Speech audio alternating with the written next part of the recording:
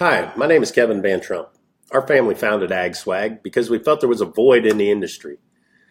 We've been lucky. I was a trader at the Chicago Board of Trade and the Merck for a number of years, and we've been really blessed and lucky to have invested and been a part of several really successful ag businesses. At the same time, I've invested and been a part of some unsuccessful ag businesses and ventures.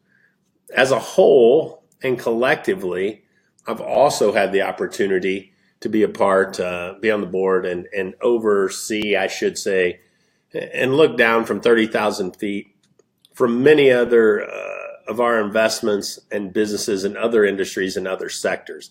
We've just felt there was a huge void in the ag space for swag. Everything from apparel, customer gifting, client gifting, ways you could reduce customer acquisition cost, ways you could help improve customer retention. We felt there were many strategical and tactical business strategies that were missing from this sector. I've talked to a lot of frustrated CEOs who said they were spending a fortune on swag, giving away hats, giving away different trinkety type things, and never seeing any ROI on those investments. Now, the businesses that we've been lucky to have built in the ag space, we've seen tremendous success and tremendous ROI from our strategy, I should say, of how we've used our swag. And I think a lot of CEOs and a lot of business execs miss that there's a real strategy and thought process that goes into, what you're going to do. You're not just buying t-shirts because you're having a golf event. You're not just buying something to just give it to a customer just because it feels like the right thing to do. There has to be a reason behind it. There has to be an ROI, some type of rate of return on your investment.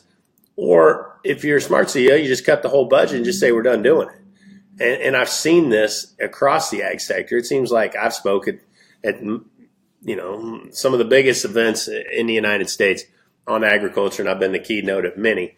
And I see the same thing, just people giving away free stuff after free stuff and really getting nothing back in return. So we wanted to create a company that we called AgSwag. Bold, fast, fun is our culture.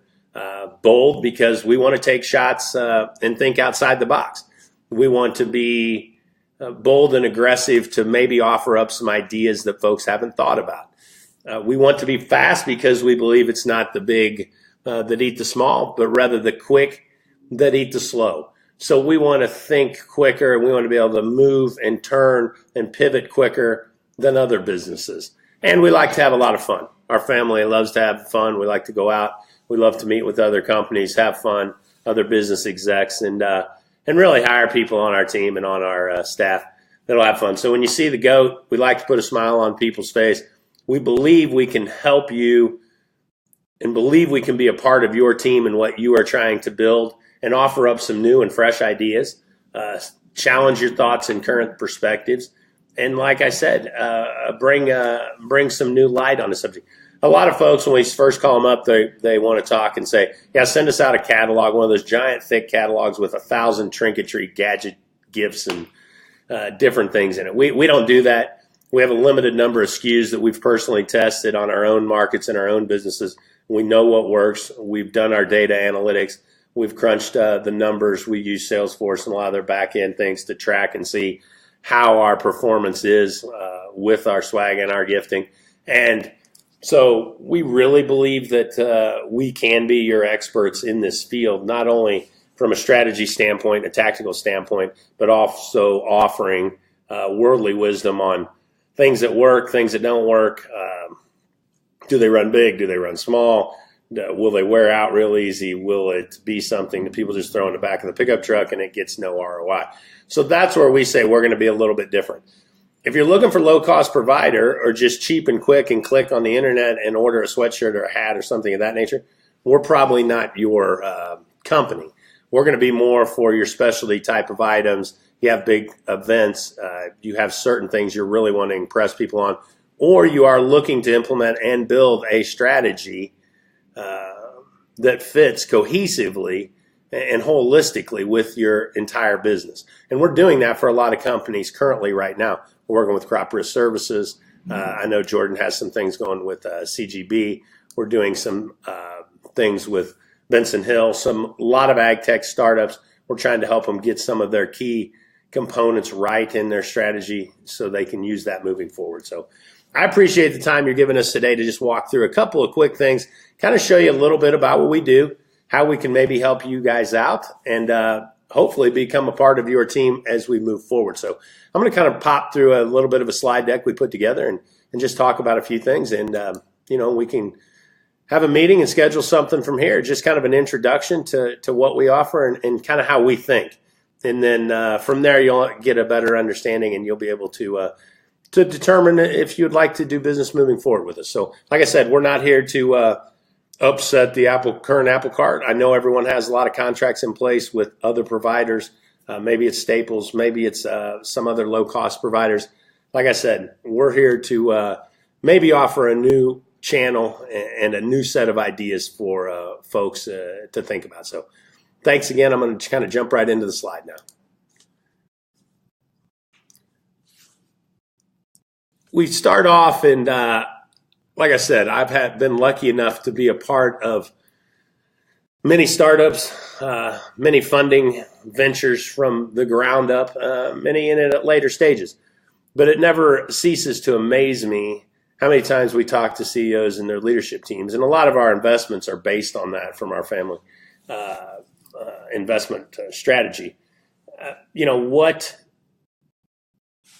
are the CEOs thinking? What are the leaders thinking? We'd like to understand that better before we make a substantial investment or before we decide we're going to jump in with both feet and move forward together, as an investor and with a business. So I would give you my hand. There are 7 secrets, I call them like private equity questions that often stump some of the CEOs. So these are just things that I think are kind of interesting and we always think about, and things that I've learned over the years from some of the best CEOs. I've worked with a gentleman named Dave Krumholtz.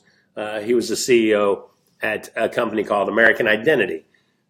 Dave, before that, was the CEO at Payless Cashways, and then was one of the top execs at Home Depot.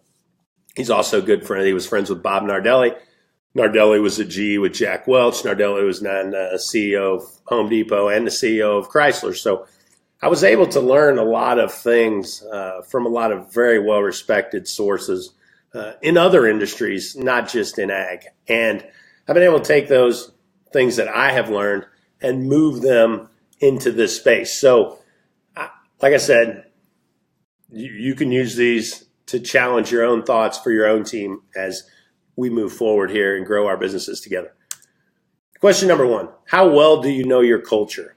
And the reason I ask this question is because when we first started and we started to look at AgSwag and the fragmentation that was in the space, a lot of mom and pops providing just trinketry gifts and hats and sweatshirts, there was no one really providing any strategy or tactical strategy or opinion. So I won't use any names or anything, but we had a customer call in.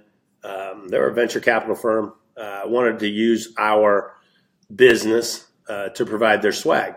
They placed their first order. They didn't need a consultation. They didn't want to really talk to anyone about any tactical or strategic type plays. They knew what they wanted. They wanted some nice polo shirts. They wanted nice higher end vests, and they wanted some really way high end type of jacket. At the same time, they wanted some Carhartts. And we looked at the order when it came in. I said, "Wow, who's this?" And I told him, I said, "That's interesting. That's interesting." I said, "What exactly is their culture? What is their theme?" They really didn't know. So like when we get an order, say from Patagonia, Patagonia's here's what their order would be like. We want an organic blended cotton T-shirt. We'd like to know the farms that the cotton has come from. We'd like to have a washed out 70s style surfer feel to it, and we want it to take on this overall tone. They know exactly what their culture is. We call these people culture kings, and if you start to think of all of the biggest businesses and the most successful ones, they really, really know their culture. I had the opportunity to sit on a call with Sheryl Sandberg. They talked a lot about how strategically well thought out Facebook was with their culture. Now, as you can see in the slide I put up here, when they hire someone, they like for them to be and have a feel that they're, a hacker in a college dorm room, just how Zuckerberg started himself. And they make things temporary. So if you look at the top left corner, you can see their offices. They try and make them temporary feeling, like just pinning things on the board, real temporary. You can see the clothing that the people are wearing, real relaxed, a lot of unfinished type of things. And look at the Facebook entry into their facilities in the bottom right corner. The address even says One Hacker Way. I mean, they've thought of everything from start to finish. They want to hire a college dorm room type hacker. And there's a reason for this. Here's the reason when we talk to Sam. They want to be able to change quickly. So if they start a person on a task and the person gets halfway into the task and all of a sudden the executives decide we're going to kill this program and kill this deal, we're pulling the plug on it. They don't want to lose their employees and they don't want to lose the people they've hired. So you need someone who's okay with moving fast and being able to change and just have a project killed right in the middle or at the beginning or 3/4 of the way through, and it doesn't hurt them as a person. So that's the culture they set up. They want that fast, quick. They believe that technology is going to change so fast that they can pull the plug quicker than anyone else and not have to worry about losing their people. Now, if you switch and think differently, look at Apple. Everything's finished to completion, perfection. In the upper right-hand corner, you can see, their facilities. Everything is nice. Apple, what I heard Facebook tell us, if they have someone come in and they're just dressed to the nines and they look really well, and their belt matches and their shoes match and everything is just finished out, that's probably not the fit for a Facebook. Those people could get referred down or go down to Apple, and it's probably more of a fit. We believe Apple likes to run projects from start to finish, then test, and then do more testing with the consumer, and then kill it or go with it. They like to work it out from start through. Whereas Facebook is going to be quicker to discard, and they're going to be quicker to pull the plugs on things. So those are all important tools and things to think about as you build your culture within your own business. We've gone to many ag businesses as of late, and they have lost their way. I mean, they are truly lost their way as a culture. Many of the ag businesses, what we've seen, the CEOs and the executive team started from the bottom and worked their way up. And in the past 30 to 40 years, in doing that, they've changed as people. They started at the bottom. They were good country folks or something, had that rule, attitude, hardworking mentality. And as they've moved higher up the food chain, there's more country club, wine, things of that nature. And I'm not sure everyone reflects back on their core culture. And are you hiring the right people for your core culture? And then are you providing the right image, the right swag, the right things to keep that culture intact? And that's what we discuss and talk about a lot as a partner or someone on board with the AgSwag team. Now, if you look here, I kind of just threw up, these are some of the best of the best. And why are they so good? They absolutely 100% know their culture. Look at Patagonia. When Patagonia hires someone, that first night, the first day, you're expected to be at surfing lessons. After that night, they have a bonfire out on the beach, out on the ocean, and they're hiring a surfer type mentality, or a go-getter of that sort, earthy type player. That builds your culture. So most all great businesses start with a culture, and then within the culture, they break down people into small teams, and those teams are what win championships and really move the ball for companies. So remember, it has to start with your culture first. You have to really be able to define your culture. know what you're ordering. I mean, you have to know who you are and who you're going to have, because that culture sets the tone. So often in life, I made a ton of mistakes. I hired by position. And what I mean by this was simple. Say we needed an accountant. We would receive resumes. I would look through the resumes. We would sort, or our HR team would look through the resume. We'd sort it down to say 5 that had the best credentials. From there, those 5 would be brought in, and we would basically hire them based on their credentials and past history and performance of that, things of that nature. Never early on in my career did I hire based on their culture.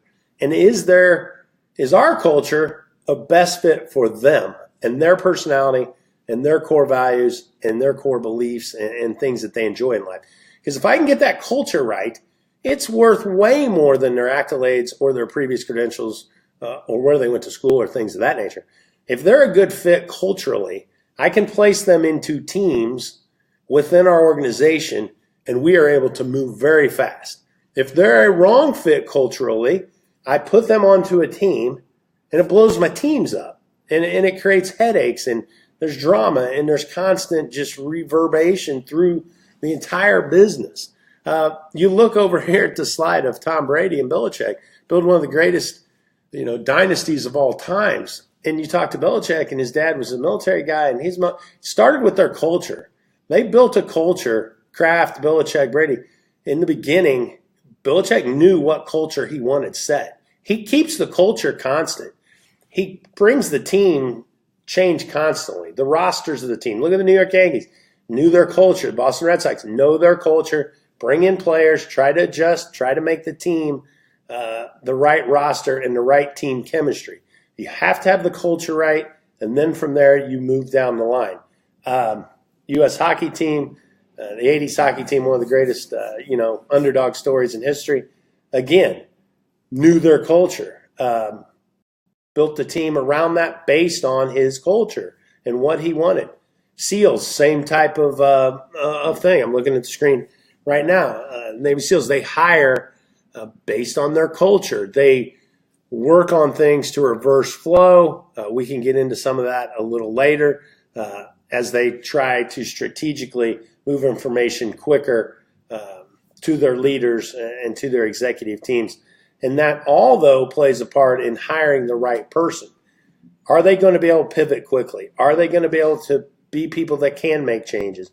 Are they someone that's going to be the right fit for your overall culture? And once you get that established, then you can start to move the ball. Look and think of all of our greatest businesses in the United States, from whether it's from Harley Davidson to Apple to Chipotle to whatever it may be at this moment in time.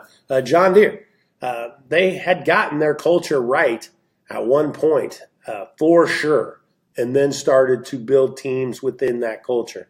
We can help with that process. We can help brainstorm, think about things in that process, and really create some interesting plays and spins that then you have a spine for your program, and you start to branch off of that and place your orders and make your movements.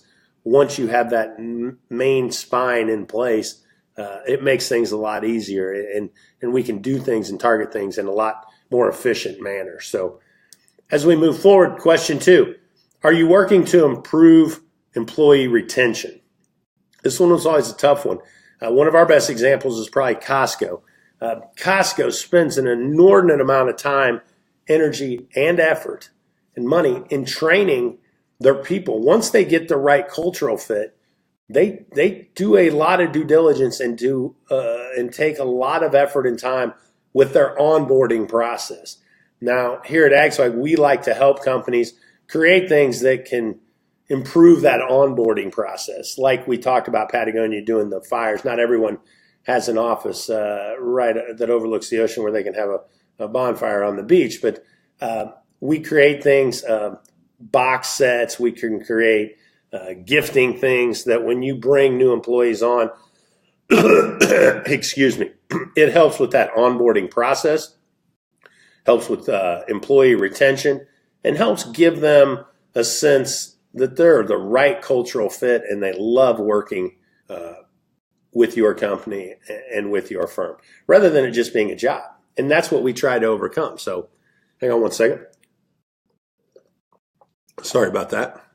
And Costco does a fabulous job, and it's one of their real keys when you listen to their CEOs talk and their profitability margins and why they've been so wildly successful, and their stocks just done nothing but go up.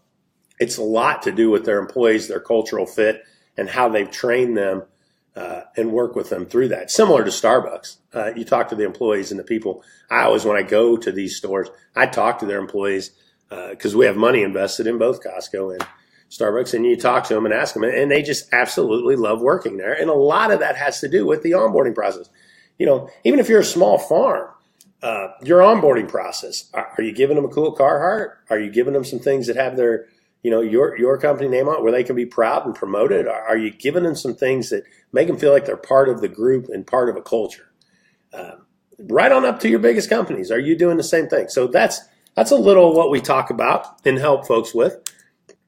Third question, I'd love to ask you, are you working to improve employee creativity? There's many great books out there that talk about this. You know, the book, I can't remember the title of it right now. It was about Pixar and how Pixar came about. Wonderful book. Jordan gave it to me for a Christmas present. It talks a lot about creativity, and we've met with a lot of CEOs who attribute their success in their company with creativity. And it's hard to hire creative people, but you want to work to get that creativity inside your culture and on your team. We've seen huge things come from hiring creatives, and Google does a wonderful job of it. 3M did an amazing job. 3M actually really pioneered the concept. They would try and hire, maybe again, not the highest and best on a resume, but maybe the most creative in conversation and in the interview. And with that, they knew that if they had someone on a team that could be creative, there were cool things that could happen. 3M would allow 15% of their time as employees in certain divisions, 15% of their time to work on anything they wanted to work on. That any idea that they thought could maybe do something for 3M. Out of that came the Post-it notes. Google did the same thing, but upped the ante a little bit and gave people 20% of their time to work on anything. No guidance, no rules, parameters that may help Google. Out of that came Gmail, came Google Earth, and there were some other cool things that came from that. So we like to tell folks, you know, can within our swag and in our gifting and in our onboarding for your current employees, can we create things and give things that encourage creativity and encourage people to think a little bit outside of the box?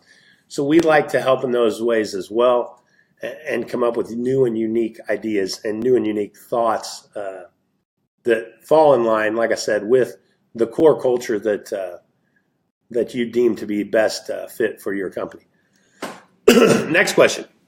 Have you properly identified your business? I throw this out to a lot of CEOs, and they're really not sure what I'm talking about. Well, Gates, and I shouldn't say Gates, Steve Jobs came up with an interesting diagram that he liked to use a lot and look at things. And I've heard it many times from all the way down from Jack Welch, I should say, the CEO of GE, through Nardelli, Dave Kreml, some of these other gentlemen that I've had the opportunity to listen to and learn from.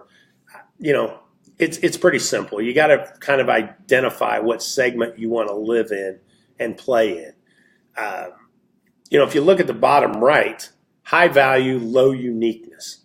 I like to tell people to think about the tire business. I've actually been in the tire business and had some companies in the tire business. If you know, high value, meaning it's extremely important. You need tires on your car and you need them to be safe for your family.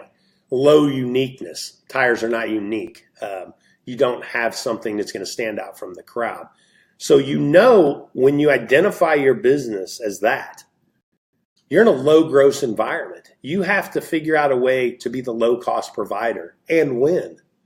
And if you can't, you got to move out of that space. You can't be in that space. It's similar right now to what we're seeing in the farming world. People that have been farming, traditional number 2 yellow corn or soybeans. I mean, you're in a commoditized space.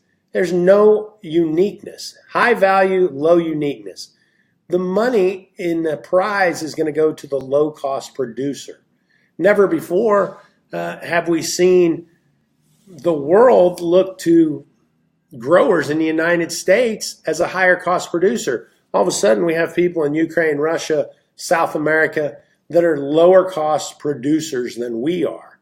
And that is squeezing out some of our farm families. It's unfortunate, but it's the area we're in. You are seeing some smart producers and smart ag business owners try and decommoditize and put themselves into a space that may have more uniqueness. And if you look at the chart here, on the left-hand column is uniqueness. On the right-hand column is scale of total value. Remember, as I have in the middle, people buy value, not price. And why I say this is here. If you have no value and high uniqueness, and you may be thinking in your head, what may that be? Remember way back in the day, they had the giant laser disc. You remember they had the VHS, they had the betas, then the VHS, and then the big giant laser disc. Or, maybe an old Atari game or something of that nature. Wildly unique, but no real value right now on those giant lasers because we just don't play them. So if you walked into a Walmart and you saw a whole entire bin of them there, 10 cents a piece, 20 cents a piece, you still aren't going to buy them because you deem them not to have any value. So remember, it isn't price, because I just dropped the price all the way down to 10 cents. It isn't price that it makes someone buy something. It's value that makes someone buy something. So, top left corner, it could be wildly unique, but if the customer can't get their hands around the perceived value, no go. It's not going to work. So you got to be careful in that space. Now, Steve Jobs, he would like to identify and lay things out, and he always wanted to play in this right-hand column. High value, high uniqueness. Look at the iPod when it first came out. Look at the iPhone. High uniqueness, high value. That's simply what it is, and that equals huge gross. You don't have to be the low-cost provider. You can charge healthy margins. You're creating a new space, so to speak. You're creating a new market. And then that's how you have to identify your business. And that's the CEO and executives team job. Where do we fall? I don't care if you're just a two-man operation, a small family farm, or trying to grow a farm from a few acres to thousands and thousands of acres, or run one of the biggest ag companies in the United States. We deal with those people on the full gamut across that whole board. And the same questions apply. How do you identify your business? Where do you fall in this? And can you go beyond better sameness? And try and move yourself upwards into that top right quadrant. Low gross is fine. You just have to be the low-cost provider. You have to really be diligent about staying ahead of that curve. So some things to think about. Question 5 we always like to ask. How are you working to improve customer retention? Boy, this is a biggie here. This is one of my pet peeves. And this is a tough one. We talk to a lot of CEOs and a lot of people, and they don't have this answer because most CEOs are focused on new customers. And I'm going to talk to you just a little bit right here. This is very important. This is a key component of why I believe you would want AgSwag on your team. If you look at Sprint, I had the luxury of knowing a couple of the Sprint CEOs, sitting down, talking to them on a few different occasions. My take on Sprint was simple. They were great at gaining and acquiring new customers. They had a real problem or poor strategy or poor execution on keeping customers. The customers were going out the back door faster as they were coming in the front door. And you have to think about that as a CEO. I believe you have to have that customer retention program in place first. It has to happen early, and you have to know, you have to understand it. You have to look at the numbers, the dynamics, the data. You have to know as an ag business, when is a customer most likely to maybe try a different type of seed? Let's say you're a channel seed salesman. Let's say you're selling Pioneer seed. Let's say you're selling Beck. Let's say you're selling Wiffles. At what time during that client continuum and client life cycle will they start to waver on you? what time period will maybe they get bored and look at something else? You have to know those numbers. And when you know those numbers, you can build retention programs. You can start to do things that help and help, slow the bleed on the customer retention. I'll show you some interesting numbers.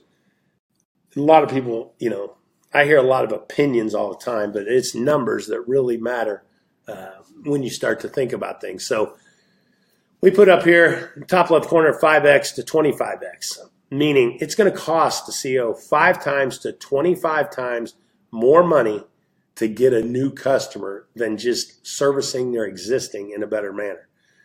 It's going to cost, 60 to 70% of your current customers want to stay with you. They don't want to leave. They don't want the hassle, the problems of going somewhere new, starting something new, and working with a new person. They want to stay with you.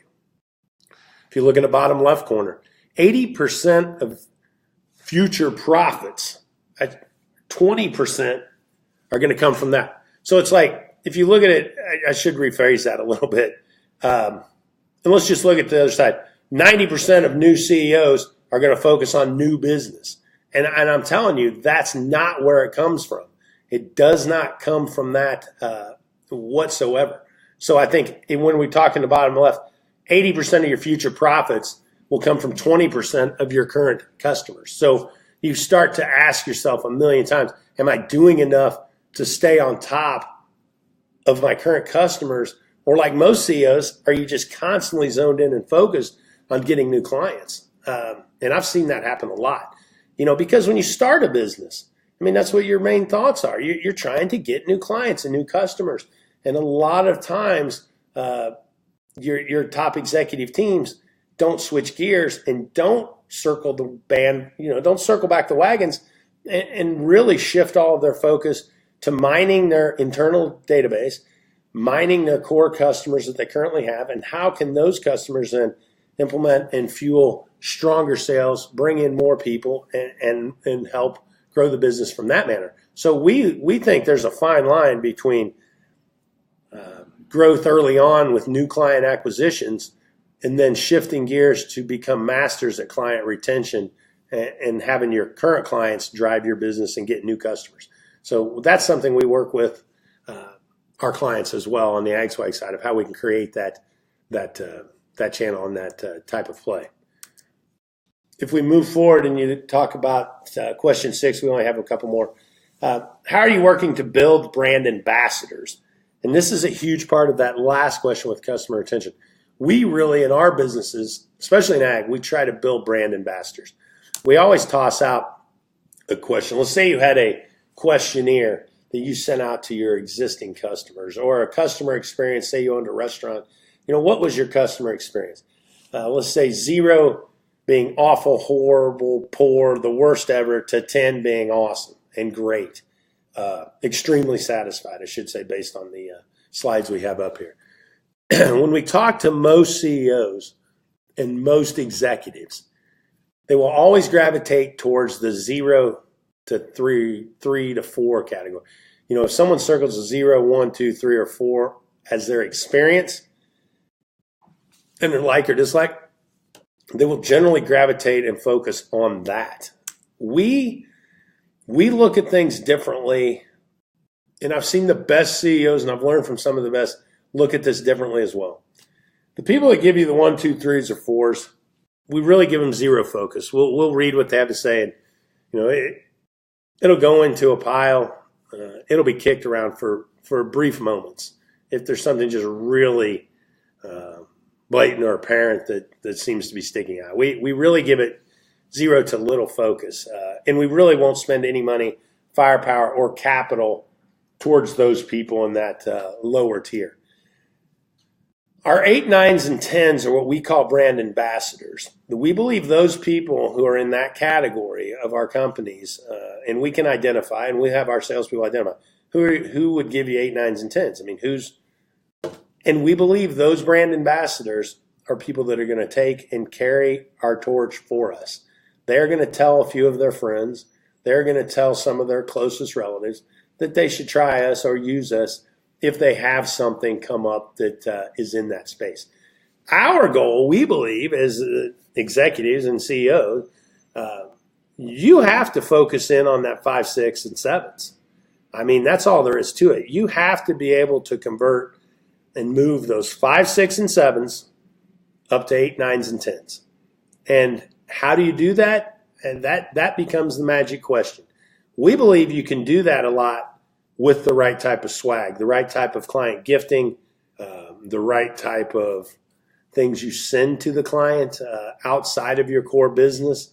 And then you move them slightly to the right on the continuum and make them and turn them into brand ambassadors. And we have lots of different, not lots, we have a few things that we've done, and we've spent a lot of money on this, and we've done a lot of research and done a lot of studies and listened to so many people talk that I believe we can save you a lot of time, a lot of energy, and a lot of money on your end. How do you get them from 5, 6, and 7s up to 8, 9s, or 10s? And I believe we have those answers with a few selective, specific strategies and tactics that'll help you bridge that gap. And again, we would want to base that on the right cultural fit, the right cultural play, and make sure it fits with your core holistic approach from top to bottom through the business. So that's why we like to sit down, have a little meeting, get to know more and learn more about your business and your culture and how we can help create that and seamlessly put this into play. Finally, how are you working to lower customer acquisition costs? This is the magic question. If it's going to cost me $200, $300 to acquire new customers, can I get that cost lower? We've worked with some companies as of late. We had a couple of companies that were doing something cool with socks. They came up with some crazy fun socks. A lot of kids and a lot of millennials are into the different styles of socks. They created a sock campaign, trying to make that go viral on Instagram, some of the social media sites. We are really heavily focused. We're a design team, and we have some designers on both East and West Coast so we can get a blend, and obviously through our Midwest offices. T-shirts and things that could possibly go viral, that can create a social media campaign, hats that can go viral, different types of things where we can get brand ambassadors to take pictures wearing the hat, wearing the shirts, create a campaign or a program through social media that could really blow it up. We've also had a lot of luck with our custom knife sets and individual knives that we've talked to people about. If a salesman goes out and talks to someone big that you deem is going to be possibly a big customer, we create a program where they send them a knife, 2 knives generally on the first send, custom, handmade, engraved with the client's name on it, not your name on it, not your business's name. It would say to the Van Trump family, custom handcrafted for the Van Trump family. In my case, those 2 knives come, nice letter, handwritten letter. Thanks for carving out some time. We hope to do business in the future, whatever it may be. This will sit in their kitchen. Their wives will love it if you're talking to the husband, maybe vice versa, the other way around. We believe it's a gift for the overall entire family. It doesn't need to have your name on it. They will know and they will correlate where it came from. As you develop that relationship, 6 months later, a knife block comes, a block that could have your name, company name engraved on, or the family name as well. Another 3 months later, another knife. Another 6 months later, another knife. Over the course of time, you'll have built a wonderful, expensive, custom knife set that they'll keep in their family and pass it down. And we have other things of that nature. With some of the highest and nicest blankets that we give as gift. We have cutting boards that are just unbelievable pieces of, almost look like pieces of art that have the family names on them that we give as gifts to try and either improve customer retention or lower customer acquisition cost. And there are several key components that we have done through the years where we have looked at, does it get the whole family involved? Will it pay dividends through the spouse? And how will that return back as an ROI to us? So those are some things that we talk about and can discuss as we move forward and grow our relationship. Like I said, I just tossed out 7 of what we think are very unique questions that we like to ask CEOs to see if they've got a good gauge and a good feel and a good hold on their business. We believe, again, it all starts with culture at the top. You get the right culture set and you understand and know your culture, then you can start hiring the right people to fit that culture. From there, that breaks off into teams. Teams are what score points, score runs, score touchdowns, and win championships. From there, you start to focus on keeping that core teams and cultures in place with what we're saying here in our swag areas. And, and then it becomes, can you portray and lay that out to lowering your customer acquisition costs, helping to retain new clients, taking those clients from middle-of-the-road clients to brand ambassadors. And we believe here at AgSwag, we have some of the answers and at least we believe on the right path to helping some people really do some great things in the ag business. Like I said, we look forward to any chance that you may give us to be a part of your team. We're not looking to, like I said, we're not looking to replace who you're currently doing business with. I'm sure they're great people and you've been doing business with them maybe for a long time. We're just here if they fumble the ball, or we're just here to help maybe devise and develop a more well thought out strategic and tactical plan that'll help you get better ROI on your swag and really have people just smiling and loving when they see something come in the mail from you folks, or you give it to them at one of your events. So I sure appreciate it. Thank you for your time. I hope everyone has a great day. Thank you.